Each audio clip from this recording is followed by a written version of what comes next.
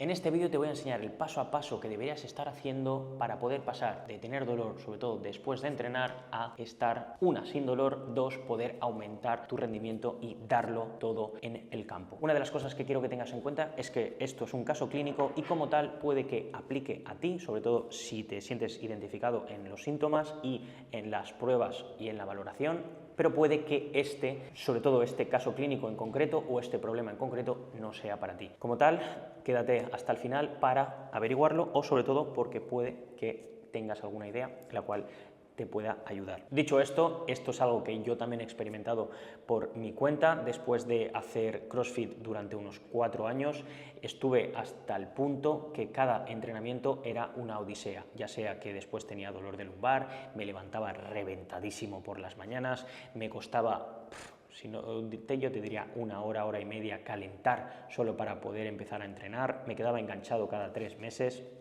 La verdad que no es bonito. Y lo mismo con Ibai, en este caso, después de su entrenamiento, no podía casi ni salir del coche. El día siguiente por la mañana para levantarse también era una odisea y en su caso no se había quedado enganchado, pero era un dolor constante que la verdad no mola mucho vivir con dolor. Entonces, dicho esto, como he dicho antes, es un caso clínico, entonces nos vamos a ir a la tablet para enseñaros un poco mejor este caso y como tal me podréis guiar en este tratamiento.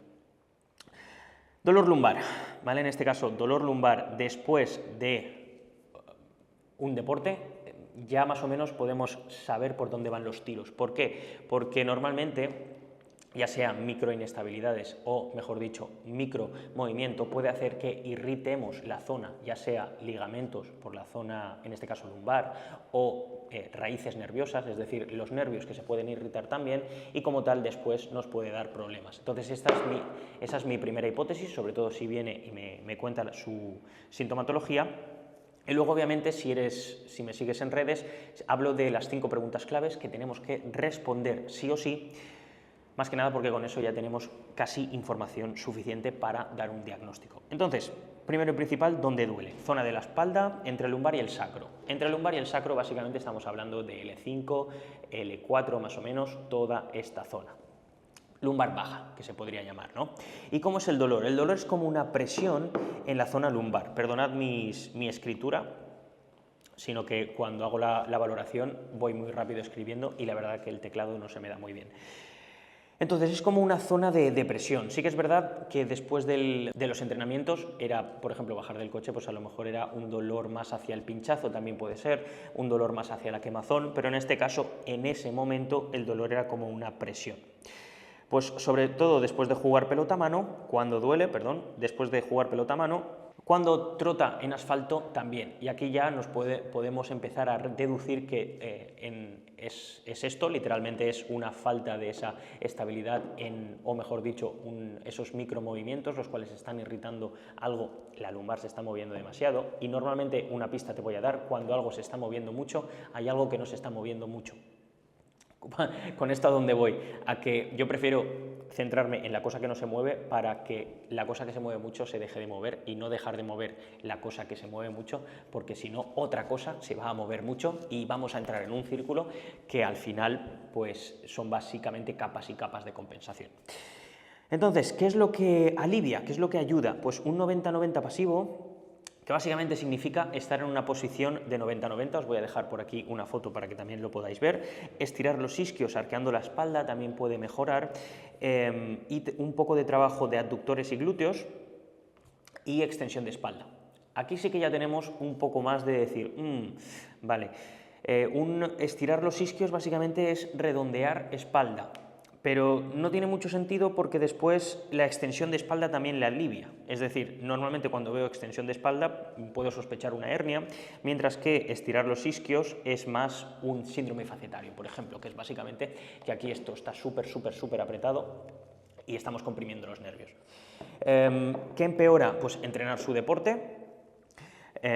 Y la reproducción de los síntomas en este caso no era, porque el dolor era constante, entonces no aplicaba en este caso, ¿vale? Entonces, la hipótesis, ¿qué puede estar pasando? Como he dicho antes, una de las cosas que a mí se me vienen a la cabeza, sobre todo cuando me dices después de entrenar, después de hacer mi deporte, después de hacer una sentadilla, es que aquí hay algo que está, bueno, aquí o en la zona donde duele, hay algo que se está irritando. Normalmente se irrita por demasiado movimiento, pero hay algo que se está irritando. Y en este caso podría ser todo lo que es zona de la lumbar, nervios, músculos, ligamentos. Hay tantas cosas aquí que al final podrían ser muchísimas, podrían ser todas, podría ser solo una, pero lo que sabemos es que algo se está irritando en esta zona. Sí que es verdad que si te quedas enganchado o el dolor es más hacia la quemazón, incluso es más un relámpago, o un calambrazo, yo ya estaría hablando de nervio, pero obviamente depende mucho. Entonces, una de las cosas que queremos tener en cuenta, porque ahora vamos a la valoración y quiero que lo entendáis, es las demandas del deporte. Y este deporte es pelota-mano. ¿Qué demandas vamos a tener? Primero, que el circuito es corto, por así decirlo. No es como el fútbol, que a lo mejor metes un sprint de 30 metros. En este caso van a ser muy cortos. Necesitamos cambios de ritmo, necesitamos potencia en lo que es musculatura y el sistema, y vamos a necesitar, sobre todo, frenar y acelerar. Esto es importante. Teniendo esto en cuenta, vamos a analizar postura y movimiento. Si os fijáis en este ejercicio, o mejor dicho, en este movimiento, la lumbar más o menos se mueve, no está mal. Lo que no se mueve es el sacro, es decir, esta zona de aquí es algo que no se está moviendo. Quiere decir que esto no se mueve. Como hemos dicho antes, si esto no se mueve, lo más seguro es que haya algo por encima o por debajo que se mueva más. El segundo punto es que no dobla las rodillas y las traslada hacia detrás. Y esto porque no lo he puesto en vídeo, pero básicamente en los últimos grados la pelvis literalmente fue lo único que se movió. Yo aquí mi sospecha es los isquios no te están ni frenando ni quieren saber de ti. Y literalmente lo confirmamos con el levantamiento de la pierna completamente recta. No debería ser capaz de levantar la pierna a 90 grados. 70 grados es normal, 90 nos estamos pasando. Y una de las cosas que me he encontrado, que esto es teoría mía, todavía no he encontrado estudios suficientes para avalar esto, pero en todos mis pacientes se repite, y es que tenemos una falta de integración, me escucharéis hablar mucho sobre integración, en los tobillos. Ahora también es algo que quiero que tengáis en cuenta, que creo que lo he puesto, sí, lo he puesto por aquí. Ahora hablaremos sobre los tobillos y lo que implica el tener tobillos, ¿no? que lo llamo yo. Luego, rotaciones de cadera, tenemos la rotación externa bastante limitada y la rotación interna no está mal del todo, pero era un poco compensatoria. Entonces, teniendo esto en cuenta, mi hipótesis sigue siendo la misma, ¿vale? Lo que ahora nos vamos a ir a demandas del deporte, nos vamos a tener que ir hacia las demandas, qué es lo que necesita y qué es lo que no tiene, y lo dicho, qué necesito o qué no tengo. ¿Por qué? Porque, si os fijáis, cuando levanta la pierna completamente recta, os he dicho que le falta integración. Si nos vamos a un análisis electromiográfico de la marcha, que es el movimiento más estudiado ahora mismo y es el movimiento más funcional que tiene el ser humano, si nos vamos al glúteo mayor o sobre todo al punto de contacto con el talón, fijaos los picos de activación que tenemos en la musculatura. Estos no tanto, pero sobre todo este, que es el que más me interesa, glúteo maximus y el erector y el isquio no está. Cuando contactamos contra el suelo, fijaos que tenemos un pico de activación muy fuerte. Ese pico de activación literalmente es nuestro freno para no irnos hacia adelante. ¿Con esto dónde voy? A que las demandas del deporte, cuando vamos a coger la pelota en esa pelota a mano, muchas veces vamos a tener que agacharnos, otras veces serán más arriba, pero vamos a tener que colocar el pie y sobre todo siempre vamos a liderar o casi siempre con el mismo pie y vamos a necesitar frenar. Y una de nuestras formas de frenar es con ese, extrapolándolo a la marcha, es con ese talón. Como tal, si tu isquio y en consecuencia tu glúteo no te puede frenar, ¿qué vas a usar? Pues a lo mejor usas unos erectores espinales, que básicamente es la musculatura de la espalda. O puede que uses otro músculo, que me he encontrado bastante también es el tensor de la fascia lata, o incluso los abductores, y es por eso a lo mejor que siempre notas los abductores y no relajan nunca. Entonces, aquí ya podemos ver que si uno no va, irá el otro, y básicamente como toda esta zona de aquí va a estar súper apretada para evitar, básicamente, ya sea moverse más, ya sea el proteger todo lo que es la pelvis. Es uno de los mayores compensaciones que tenemos. Entonces, esto es representativo como, pues fijaos en esta rotación externa, la cual si tenemos todo esto súper apretado vamos a perder esa rotación externa, porque a 90 grados los rotadores externos cambian a rotación interna. Perdón. Entonces, a partir de aquí los ejercicios fueron muy fáciles. El primero es una integración en talones y este ejercicio, si os soy sincero, me lo he inventado yo en base a los pacientes que he tenido, entonces no lo vais a encontrar por ahí, pero sí que os voy a dejar el enlace, voy a dejar el enlace del vídeo por si sois una persona así y necesitáis ayuda.